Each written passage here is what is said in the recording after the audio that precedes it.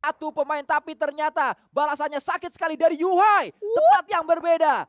Bigetron Red Alliance join the fight. 2 tumbang dari Scarlet Gaming Reverse Blue. Yes, terbuka banget soalnya posisinya itu berada di atas tempat paling tinggi dari sebuah gedung dan sangat terbuka. Membuat tim lain pastinya juga ingin mendapatkan elimination point, tapi kita harus bergeser juga ke arah tim lain yang berada di bagian open field. Kali ini dari Onyx dan juga Bonafide. Kita lihat Cleon belum sadar adanya seorang tuyul di area dekatnya. Tuyul bersama dengan Bonafide masih terus dalam tren positifnya, masih terus dalam tren di mana mereka menjadi tim yang paling konsisten sejauh ini.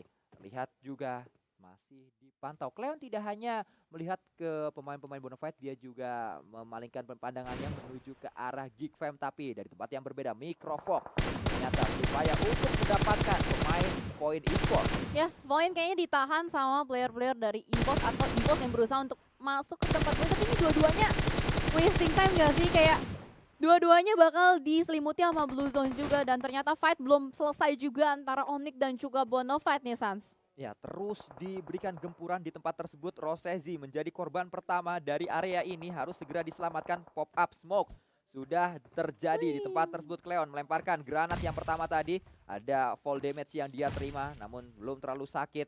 Harus bergerak sekarang juga pemain-pemain dari Onyx, pemain-pemain dari Geek, tapi Bonafide lah yang mendapatkan keuntungan lagi. 1 tumbang lagi. Rosezi yang baru saja di revive sedang melakukan healing, tapi dihukum kembali oleh seorang tuyul. Ya, karena posisi dari tuyul nih enak banget dari bagian high groundnya dan lagi-lagi membuka tembakan menuju ke arah Cleon yang posisinya juga terbuka. Tuyul, what a smart movement, langsung saja menumpangkan satu persatu player-player dari Onyx. Ini bahaya banget karena Bonafide sudah menggunakan baginya juga untuk langsung melakukan regroup ke arah bagian depan. Ada Noox yang sudah menjaga juga, tapi apakah Bonafide bakal selamat karena pastinya dari Jobrenki juga mau menembak ke arah bagian depan. Oh, sayang banget, nggak kena Sanskuy. Sangat disayangkan, sudah hilang vision yang dimiliki oleh pemain-pemain Onyx. Bahkan Bonafide berhasil untuk melakukan regroup. Kita lihat juga granat demi granat, utility saling berganti-gantian. Utility kali ini Tuyul menjadi korban dari granat yang dilemparkan seorang Rosezi. Namun kita lihat juga momentum yang ternyata kembali didapatkan oleh pemain-pemain Bonafide karena meledak sudah main satu ini, yaitu seorang Jobrenki. Yes, terkena vehicle explosion akibat damage dari red zone buatan yang sudah dibuat oleh Bonafide dan juga Onyx. Tapi ternyata di area yang berbeda juga BNW sudah mulai dipulangkan. Masih ngotot-ngototan antara kedua tim ini. Bonafide dan juga Onyx. Ada usaha revive yang sedang dilakukan oleh seorang Noox. Berhasil untuk di-revive juga, tapi mereka nggak peduli dengan zona yang sebentar lagi bakal bergerak. Harus menunggu 19 menit untuk ada satu tim yang pulang ke arah lobby fight. Masih terus terjadi sangat intens sekali, berganti dengan sebuah FPP. Namun ternyata Ucup dihukum oleh pemain-pemain Onyx Landak yang pastinya saat ini ingin menumbangkan King Kong, tapi Jar tumbang juga di sana. Jobrenki kembali membackup dari tempat yang berbeda. Tuyul tumbang lagi. Terus ada sebuah push yang terjadi. Noox menjadi pemain terakhir, terus didapatkan elimination demi elimination dan rata sudah. Bonafide dihukum oleh Landak kuning. Yes, tertusuk oleh jarum-jarum dari landaknya dan ternyata kali ini ada bold movement langsung straight to the point dari Aura menuju ke Geek Fam. Ini adalah 2v2 situation antara Kato dan juga Aura. Tembakan dari seorang Audrey berhasil untuk menemukan satu player dan ternyata semuanya rata. Dipulangkan sudah Geek Fam oleh Naga Merah Aura. Aura sangat berbahaya saat mereka bermain di match terakhir. Erangel terakhir lagi-lagi menjadi momentum Aura untuk mendulang banyak poin. Saat ini 5 elimination. Sementara waktu sudah dikumpulkan oleh Hunt for You dan juga yang lainnya. Yes, dan sementara juga ada tim yang lagi berupaya untuk masuk ke dalam zona karena zonanya kali ini berada di open field ya. Jadi semua yang sudah menghuni kota-kota apartemen Gorgopol mau tidak mau bergerak juga, tapi BTR nampaknya bertemu dengan Skylet Gaming dari bagian apartemen terus-menerus memberikan gempuran ke arah burung biru. Ya, terlalu lama nampaknya Scarlet Gaming dan juga Bigetron Red Alliance berada di tempat ini karena memang mereka tidak bisa keluar, saling menahan satu sama lain. Granat dilemparkan menuju ke arah luar dari seorang Yuhai yang masih terus ngotot bersama dengan Liquid yang coba untuk melakukan tembakan tapi miss the moment tadi. 1 detik saja terlambat, tapi Yuhai ada satu granat dari Luxi ternyata yang menumbangkan rekannya. Liquid mencoba untuk melemparkan granat menuju ke arah pemain-pemain Scarlet Gaming.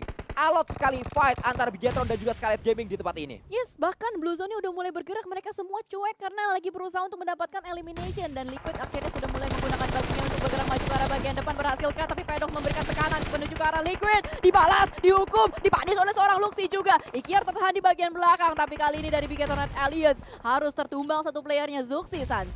Ya sangat berbahaya kalau kita lihat karena GPX juga memantau dari arah yang cukup jauh.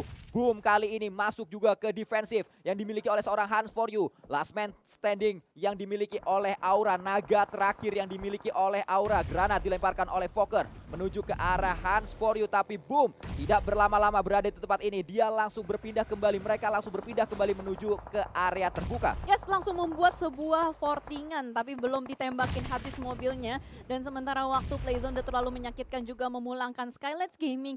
Boom berada di tempat yang cukup terbuka. Tapi mereka masih punya modal dengan vehicle. Tapi ternyata kita bergeser juga ke arah yang berbeda kali ini. GPX, Geng Capax bertemu dengan Bigatron Red Alliance. Kembali ada pertemuan yang terjadi. Kraibu melemparkan granat. Namun satu granat dari Liquid membuat Bigatron Red Alliance saat ini memiliki space, tapi ternyata balasannya juga sakit. Instan sekali balasan dari GPX memulangkan Luxi sehingga Liquid menjadi last man standing. Yes, last man standing untuk seorang Liquid, tapi kita juga harus fokus dengan semua yang lagi berupaya keras. Circle open field bukanlah tempat yang mudah, hanya bisa memanfaatkan jerami. Begitupun juga dengan mobil-mobil, seberapa banyak vehicle yang mereka punya nih. Masih terus kita pantau fight demi fight yang terjadi di match kali ini. Zone tidak berada di dalam safe zone-nya, mereka berada di area luar. Namun kita melihat juga Banyu membuat sebuah space, bisa masuk sedikit, membuat celah di defensif dari Onyx, membuat Flekido bisa masuk. Dan akhirnya mereka berada di dalam circle, tembakan demi tembakan dilakukan. Proning yang gagal karena balasannya sakit, terlalu terbuka posisinya. Terlalu terbuka, terlalu percaya diri juga. Dan bahkan kali ini dari zone hanya menyisakan satu player atau dua player ada di bagian belakang. Dan Onyx pun bakal langsung membombardir player-player dari zone. Berusaha untuk meng-confirm elimination juga. Banyu sudah mulai terspot di depan sana. Cobrenki kembali mundur, menahan juga tempo permainan mereka. Masih terus mempop up smoke untuk meredakan apa yang mereka alami saat ini. Banyu ingin meredakan situasi, namun ternyata Zone tidak berhenti di situ saja. Banyu kembali berulah, mendapatkan satu knock lagi menuju seorang Jar-Jar. Yes, ini adalah pemain kuncian dari Onyx juga. Ini cukup berbahaya, tapi Cobrenki tahu ini adalah timing yang tepat untuk melakukan healing, bukan healing tapi revive, karena ada sebuah smoke yang masih bisa dimanfaatkan. Sama halnya juga dengan Zone, mereka sama-sama melakukan revive terlebih dahulu, reset kembali. Dan di belakang ada GPX yang siap bertengger, siap mengkapak siapapun. Ya, menetralisir keadaan pemain Onyx dan juga Zone. Tapi GPX bisa menjadi ancaman selanjutnya karena mereka tiba-tiba datang, tabrak menuju ke area lower ground. Sadar di bawah sana sedang ada pertempuran. Kita berpindah juga menuju drone view antara Hans For You berhadapan dengan Ion. Dari tempat yang berbeda ternyata Ion juga akan coba dihadang oleh seorang Flippy. Tembakan tadi dilakukan oleh Flippy belum berhasil. Smoke di pop up terlebih dahulu. Harus berhati-hati, ada bakaran di area sebelah kanan dari Flippy.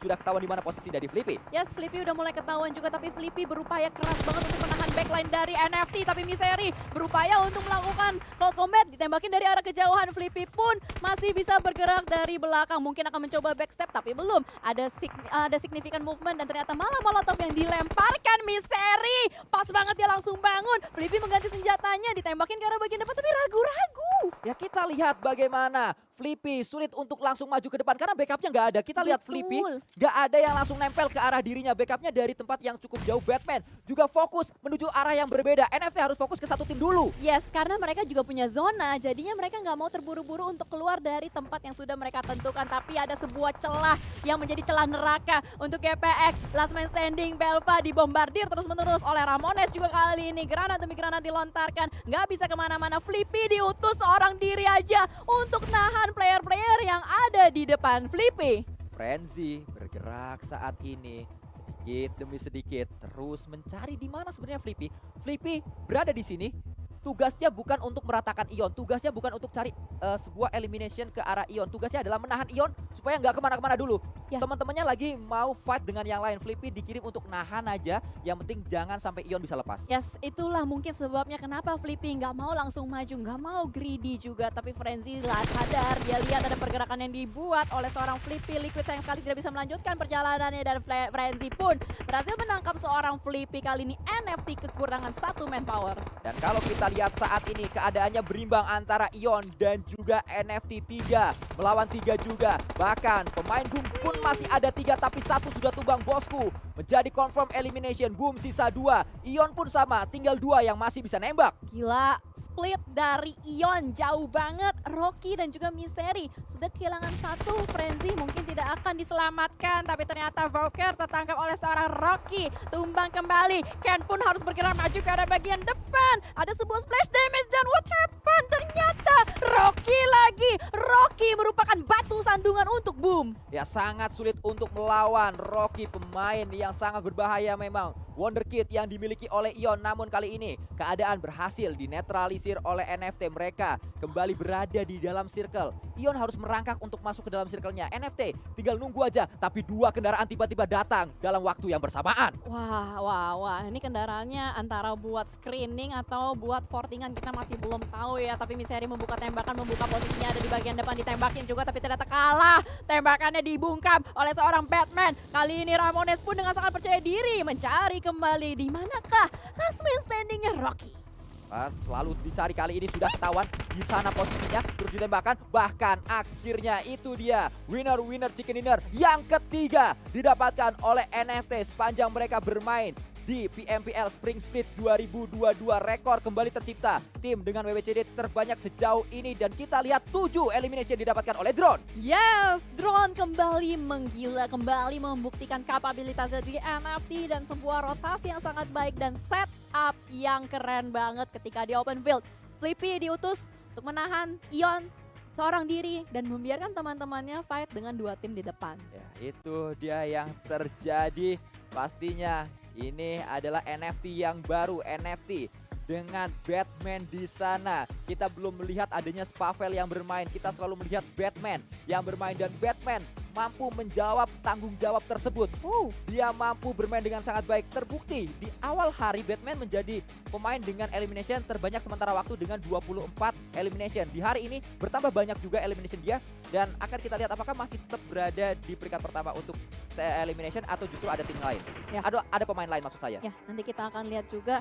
Tapi gue pengen banget sih Wolfie sama Eldoge ngebahas soal tadi yang ketika ngutus Flippy seorang diri, terus 3 temannya berada di kejauhan. Berarti itu kayak trust level atau level kepercayaan satu sama lain antar tim itu benar-benar tinggi banget loh. Ya, karena harus menjaga satu tim. Flippy itu tanggung jawab yang besar sekali, Cijal. Iya. Apalagi tadi yang dijaga adalah Ion. Walaupun memang akhirnya Flippy berhasil ditangkap oleh Frenzy, tapi Flippy berhasil membuat Ion terlambat untuk bergerak, membuat Ion buang-buang waktu di situ. Diajak main aja terus, sampai Ionnya lupa harus rotasi. Iya. Jadi kayak apa ya, bisa nahan gitu Ya, loh. benteng terus di situ. Iya, benteng aja terus. Dan ini sayang banget tadi Rosezi pinggangnya kelihatan mau tidak mau harus merelakan nyawanya. Tapi bos, gue salut juga dengan Rocky. Betul. Dimana Rocky benar-benar gila banget buat nahan Ion survive sampai begitu lama, dan itulah akhirnya gimana caranya NFT bisa mendapatkan WC. Ya, Rocky pastinya kita masih ingat bagaimana pemain yang satu ini bermain di Red Rocket, sempat terhalang regulasi umur waktu itu. Iya. Tapi akhirnya dia ulang tahun juga. Iya, Itu ulang tahun yang ditunggu-tunggu sama Rocky. Iya. Karena kan kalau ulang tahun biasa ya udah ulang tahun aja. Oh, Tapi gitu. ulang tahun di umur 17 itu yang membuat Rocky akhirnya bisa berkarir di PMPL. Sama